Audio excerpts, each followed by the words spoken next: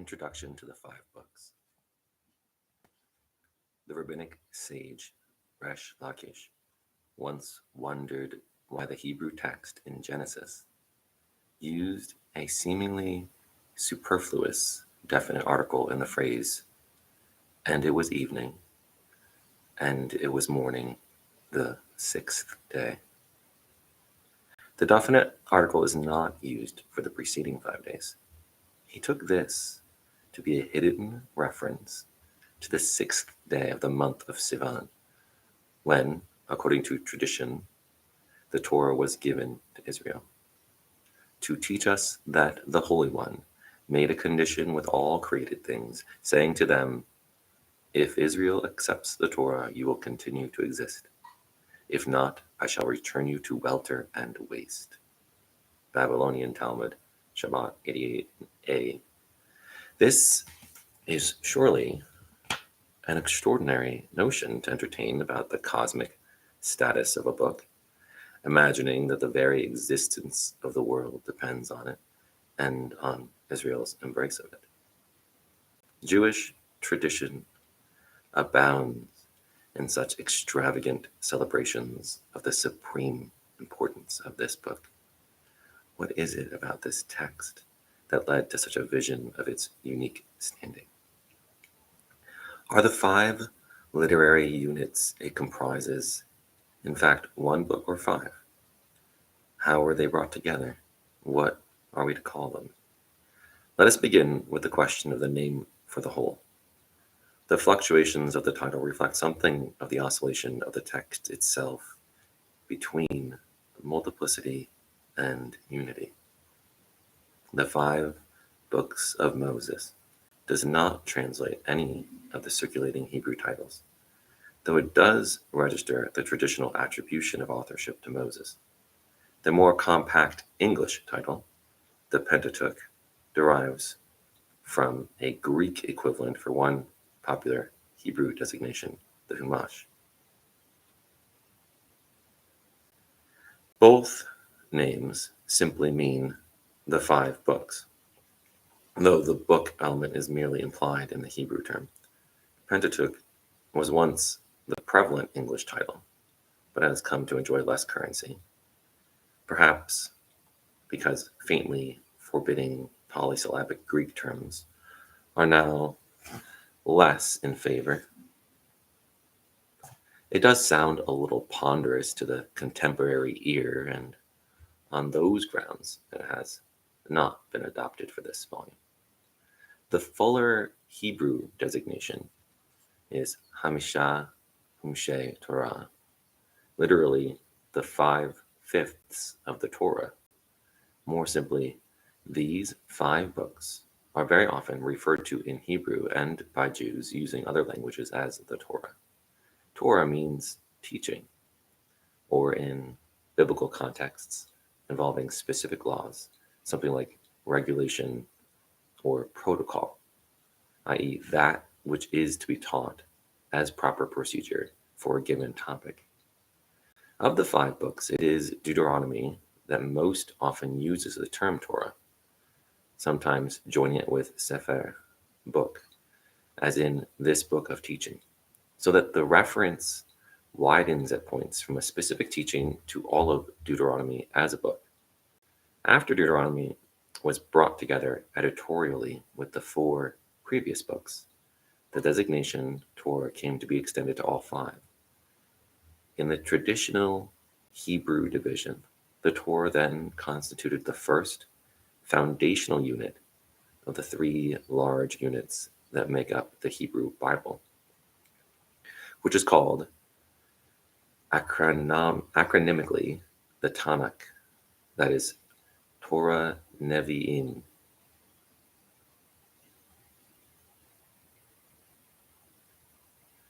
The prophets, former and latter, and Ketuvim, the writings, which is to say, everything else. Scholarship for more than 2 centuries has agreed that the 5 books are drawn together from different literary sources, though there have been shifting debates about the particular identification of sources in the text and fierce differences of opinion about the dating of the sundry sources. Some extremists in recent decades have contended that the entire Torah was composed in the Persian period, beginning the late 6th century BCE or even later in Hellenistic times. But there is abundant evidence that argues against that view. Perhaps the most decisive consideration is that the Hebrew language visibly evolves over the 9 centuries of biblical literary activity, with many demonstrable differences between the language current in the First Commonwealth, approximately 1000 BCE to 586 BCE, and the language as was written in the Persian and Hellenistic periods. There is very little in the Hebrew of the Torah that could have been written in this later era. Ronald Pendle provides a concise and trenchant marshalling of the linguistic evidence against late dating in the appendix to his Remembering Abraham. A recent revisionist approach, purportedly based on archaeological evidence, places the composition of our texts, as well as most of the former prophets, in the 7th century BCE, during the reign of King Josiah, the period when, according to scholarly consensus, most of Deuteronomy was written. This contention, however, flatly ignores the philological evidence that Deuteronomy was responding to and revising a long-standing written legal tradition, and that the editors of the so-called Deuteronomistic history, the national chronicle that runs from Deuteronomy to the end of 2 Kings, were manifestly incorporating much older texts, often strikingly different from their own writing both in style and in outlook. The standard account offered by modern scholars of the Torah identifies 4 principal literary strands, together with a number of lesser ones. J, the Yahwistic strand. The divine name Yahweh is spelled with a J in German. E, the Elohistic strand. P, the priestly strand, and D for Deuteronomy. The first 3 are unevenly intertwined through Genesis, Exodus, and Numbers. P predominates in Leviticus, and all of Deuteronomy is D. J and E are so designated because of the name for the deity each characteristically uses, respectively, Yahweh and Elohim. J is sometimes thought to be the oldest of these strands, though J and E might have been approximately contemporary. The former, a product of the southern kingdom of Judah, the latter deriving from literary activity in the northern kingdom of Israel. The composition of J and E, or at least of J, was once often dated to the 10th century BCE, perhaps even to the time of Solomon, and this is a view that still cannot be entirely dismissed.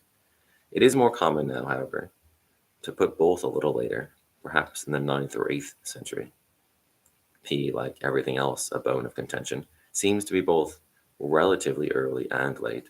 Some of it may have been written as early as the 8th century BCE, though the principal stratum is in all likelihood a product of the 6th century BCE, when these same priestly writers were all drawing together editorially all the previous sources with their own work into a single text. Deuteronomy, or at any rate the bulk of Deuteronomy, is usually identified with the book purportedly discovered during the temple renovations in the reign of Josiah in 621 BCE. The book presumably would have been written quite close to that date, though it might conceivably have utilized some literary materials going back as far as a century to the reign of Hezekiah. These sundry literary sources were probably edited and fashioned into a single book, the first properly canonical book with binding authority on the national community, sometime in the 6th century BCE, in the Babylonian exile. It has been proposed, not without challenge, that Ezra the scribe, who instituted public readings of the Torah for the Judahites, returned from the Babylonian exile, perhaps soon after 458 BCE, may have overseen the final redaction of the Torah. The finished product, as one might expect, exhibits a good many duplications, contradictions, and inconsistencies, which have been abundantly analyzed by modern scholarship. But it also possesses a degree of cohesiveness as a book, and I would like to sketch out here the general literary design, which will then receive more specific attention in the commentary and in the introductions to the individual books. Genesis is the only one of the 5 books that is more or less continuous narrative from beginning to end. The only recurrent but limited exception being the genealogies, the begats, which, as I shall try to indicate in the commentary, have a function as structural and thematic markers. If this were the work of a single writer, one would say he begins at the top of his form, not slowly and circuitously like the late Henry James, but with a tour de force, like Proust in the initial pages of In Search of Lost Time. Genesis opens with a narrative of origins, creation, and the garden story that is compelling in its archetypal character, its adaptation of myth to monotheistic ends, and that has set the terms, not scientifically, but symbolically, for much of the way we have thought about human nature and culture ever since. This legendary sequence, which moves from Eden at the beginning to the Tower of Babel in chapter 11, is followed by a different kind of narrative in the patriarchal tales that begin with Abraham in chapter 12. Nowhere else in ancient literature have the quirkiness and unpredictability of individual character and the frictions and tensions of family life, sibling rivalry, the jealousy of co-wives, the extravagance of parental favoritism, been registered with such subtlety and insight. These stories were, of course, written more than half a millennium after the time of the purported events, and many details reflect political considerations of a later era in involving power relations among the tribes and Israel's posture toward neighboring peoples. Yet the literary miracle of the stories is that the chief personages are nevertheless imagined with remarkable integrity and complexity as individual characters. Tamar, fiercely resolved to take into her own hands her personal cause of justice. Jacob, relentlessly calculating, yet also imprudently loving, who, as an old man, becomes a histrionic, tragically weakened father of the clan. Joseph, evolving from spoiled brat to mature and shrewd administrator. Judah, at first impetuous, in the end penitent and lovingly devoted to his father and all his weaknesses. Only the David story would equal the patriarchal tales in psychological insight and in the representation of character growing and changing through long stretches of life experience. Genesis ends with the death of Joseph, and Exodus begins with an Egyptian king who knew not Joseph. And with a flurry of allusions to early Genesis, so the two are clearly meant to be read in succession as continuous narrative. The focus of the narrative, however, shifts from the emotionally fraught lives of the founding fathers and mothers to the story of the origins of the nation. The account of the enslavement in Egypt, the liberation from slavery through God's great signs and wonders wrought against Egypt, and the march of the people, led by Moses to the foot of Mount Sinai, is a kind of national epic, narrated in a cadenced prose, punctuated with refrain-like rhetorical flourishes, deploying a grand, sweeping style, only occasionally evidenced in Genesis. This imposing narrative has been shaped to show forth God's overwhelming power in history, exerted against one of the great ancient kingdoms, and the forging of the nation through a spectacular chain of divine interventions that culminates in the spectacle of the revelation on the mountain of God's imperatives to Israel. After the Sinai Epiphany, Exodus takes a turn that may seem perplexing to modern readers. Narrative is dropped to return briefly with the arresting episode of the golden calf in chapters 32 to 34, and is replaced first by the articulation of a code of civil and criminal law, and then by elaborate instructions for the erection of that tabernacle that will be implemented in the closing chapters of the book with word for word repetition. Narrative continues to be set aside for almost all of the next book, Leviticus, which is devoted to a complex body of legal injunctions, mainly but not exclusively cultic. Structurally, Leviticus is the capstone of the 5 books, balancing Genesis and Exodus on one side, and Numbers and Deuteronomy on the other. It will strike many as an odd sort of capstone, given its concentration on sacrificial procedure, and one is inclined to suspect that the priestly editors of the Torah are furthering the interests of their own guild in the central placement of this book. It should be said, however, that if these 5 books are chiefly an account of the origins and definition of the nation from its first forebears, who accepted a covenant with God to the moment when the people stands on the brink of entering the promised land, the ancient writers conceived 3 major constituents of national identity and cohesion. The first, and the one that we can most readily understand, is the trajectory of the collective and of its principal figures through the medium of history. In the tracing of this trajectory, the narrative shows us how historical events shape the people, how the people achieves a sense of its identity and purpose through the pressure of events. This, in essence, is the grand narrative arc from Genesis 12 to Exodus 20. But the biblical writers assumed that Israel's covenant with God had to be realized through institutional arrangements as well as through historical acts. And so the account of national origins and destiny required a body of cultic regulations in which the people's relationship with God would be enacted regularly, repeatedly through ritual, and a body of general law governing persons, property, acts of violence of man against man, social obligations, and ethical behavior. Although it is not clear whether all these laws were actually implemented in ancient Israel, the effect of the lengthy legal passages, both cultic and civil or criminal, is to bridge the distance of the epic Elut Tempus, the time back when, of the narrative, and bring the text into the institutional present of its audience.